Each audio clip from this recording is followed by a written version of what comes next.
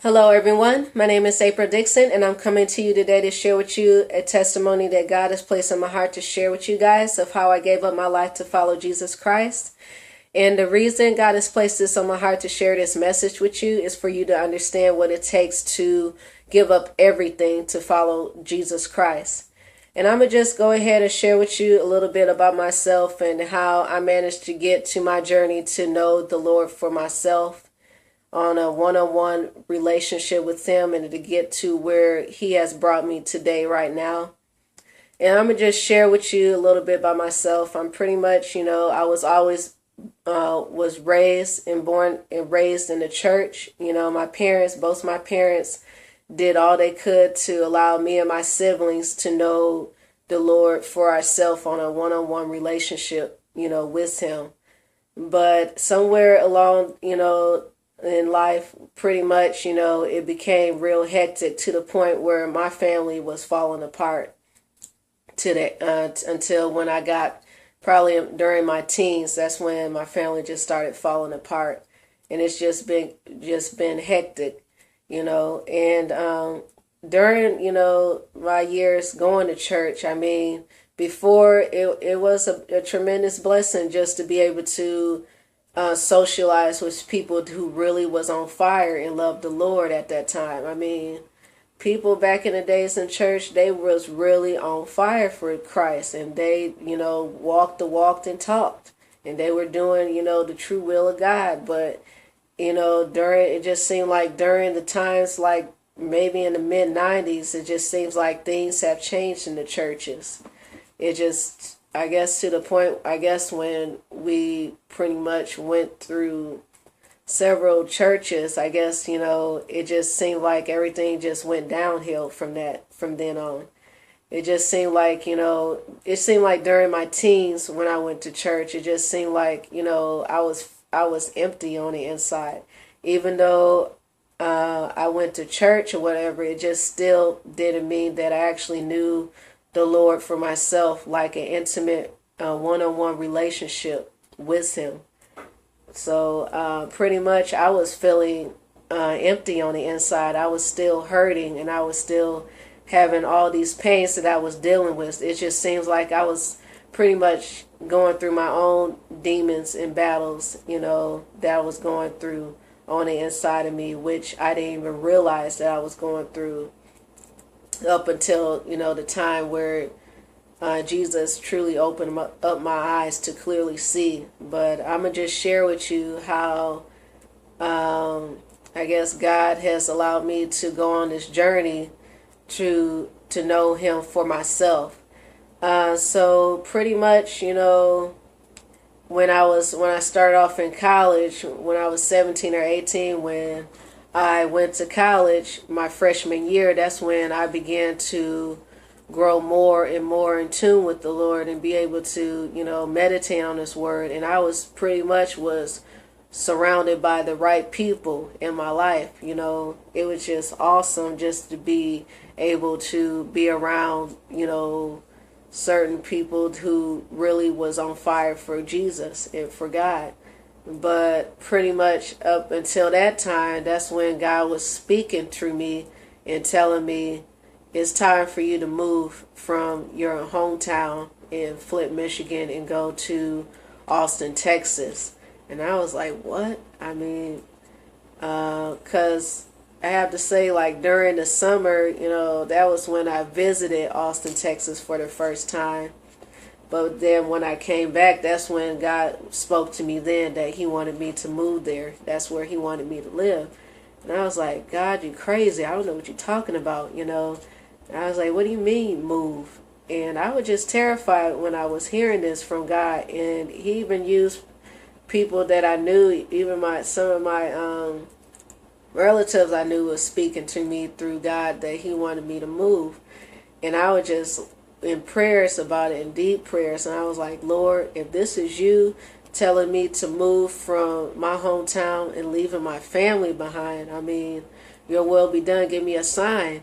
And so when I went back to my church, that's when God spoke through the pastor with this message saying it's time to move. And right then and there, I was just amazed, and I was just in tears, just crying, because I just knew that was God speaking to me, telling me it's time to move. It's time for you to leave your hometown. And I didn't understand why at the time. I really didn't understand the reason why I had to move. And it was terrifying. Not just that, but the fact that I would be leaving my family, and I don't even know how long I would be able to see them again. And so, it was just crazy, because not even before I was about to move, that's when some of my family began to know, that they realized that I was getting ready to move. And that's when they were angry, they were rebellious, they didn't want me to go. And of course, it was just crazy. And I was just crying and just took this in heart. And, I was just battling my own demons, because in the back of my head, I'm like, I don't want to go. Stay here. Don't go. Don't go. Don't listen. But then in my spirit, that's when God was just speaking to me heavily in my heart, was just telling me, this is your choice now, to either know me for yourself, to give up everything and follow me, or you just gonna be, you're just gonna die in your sin. You're pretty much gonna just stay where you are and just be miserable for, until the time when I call you, home, or when that time comes when you die. And you're just gonna just be, stuck and be miserable. And I just knew then that, God was just heavily speaking to me. And that's when I made a decision for the first time in my life, without, getting advice from my family members or from others trying to make decision for me, to make the decision for me to take that risk and just, be obedient to God and just move. I didn't know where I was going to go at the time. I didn't know. I just was obedient and just went on ahead and began to just say, Lord, I trust you, Lord. I'm going to be obedient, and I'm going to just go for it. I'm going to just go for it and see what's going to occur. And, and that's when, all hell just started breaking loose at the time, because that's when my family was trying to keep me bound in Flint, Michigan. That's when my so-called friends started to appear out of nowhere, trying to get in contact with me, trying to, to hang out with me or whatever, trying to, pretty much just hold me back. And at the same time, I was trying to transfer all of my credits when I was going to school my freshman year at Wayne State to another school in Austin, Texas. And it was just going to the haywire. And the fact that, the flights were delayed, and it was just keeping me from moving to where God wanted me to be. And God was just all throughout was just telling me, do not fear. Do not fear. I am with you. Do not fear. And to the point, I didn't really barely pack hardly anything besides just a few little clothes that I had. And then that was it. And that's when I left. I, said goodbye to my family for the last time, because I wasn't sure when was the last time I would see them. And they just sent me off, sent me on my way. And, and while I was in Austin, Texas, I still had that funny feeling, on the inside, that I was still hurting. I was still in pain. And, and it was hard while I was in Austin, Texas, trying to find a place for me to stay, trying to, pretty much start from scratch, because I had no idea what it took to be independent. And I was just petrified. I was really petrified, because I had no idea what it takes to be independent, because I was so used to being surrounded or underneath my parents for so long and my family members, to the point where I always depended on them for everything, especially my dad. I always depended on him for everything, but God was speaking to me during those times in Austin, Texas, that I am here. You know, you need to depend on me now. You can't depend on your family anymore.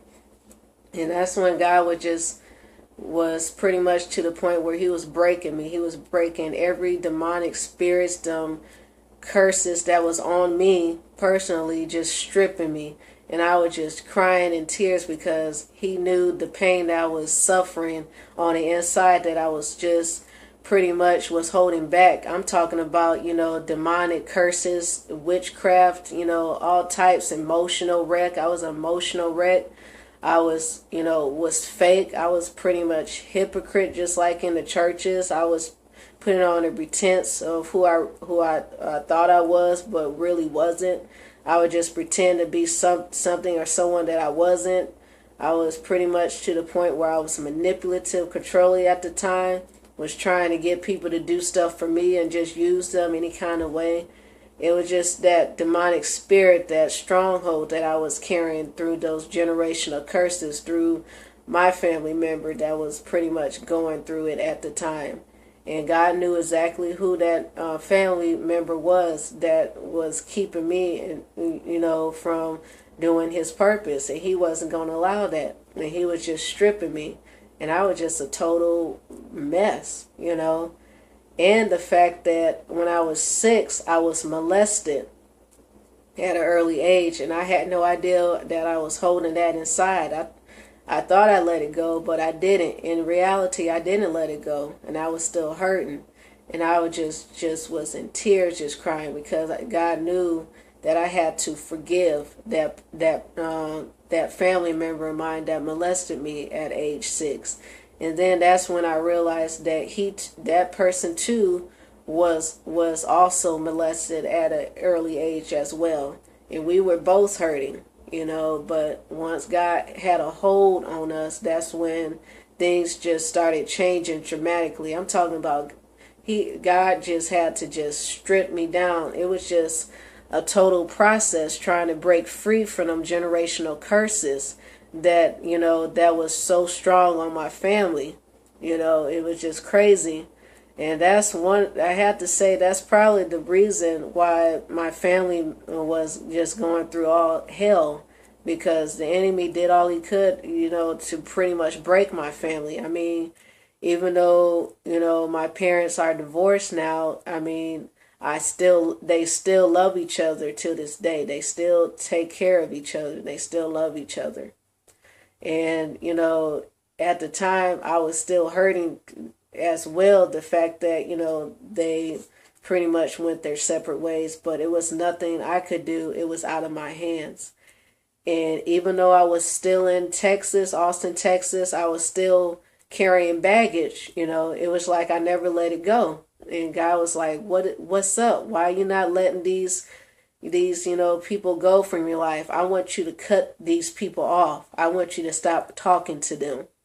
So it hurted me the most to have to cut off my family members and, so-called friends that claimed to be my friends, but they weren't, because they were really stabbing me in the back. They were really secretly trying to, plot evilness upon me, and God wanted me to cut them off immediately, or else I would just be heading back. I might as well just have been heading back to my hometown, and just as if I never moved back, as if I never moved at all. And so I had to be obedient, and I had to cut those people off in order for God to get, to fix me on the inside, because in a way I was still hurting and I was still in pain. And it took a while to forgive those who hurted me in the past. I had to let it go.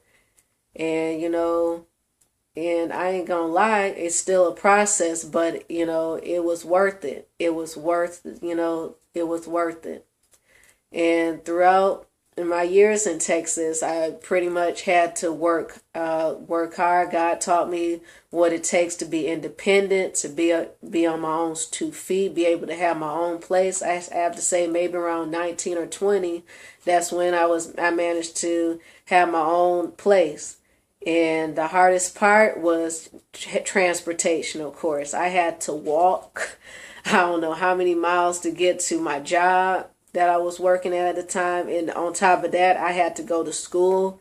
So pretty much at the time, for maybe the past 5 or 6 years, I was working 2 to 3 jobs while I was trying to finish going to school at the time. And it was hard, man. I ain't gonna say it was easy. It was hard. It was crazy hard trying to get where God wanted me to be.